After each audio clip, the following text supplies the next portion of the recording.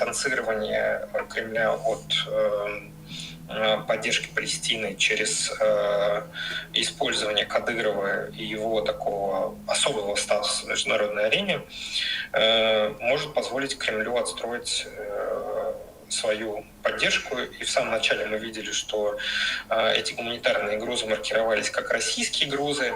В дальнейшем речь идет о том, что это уже поддержку, которую оказывает Кадыров при его помощи, при его поддержке, с тем, чтобы в любой момент Кремль мог сказать о том, что это не помощь со стороны российских властей официальных, но со стороны отдельных субъектов, которые нельзя запретить оказывать гуманитарную поддержку властям Палестины.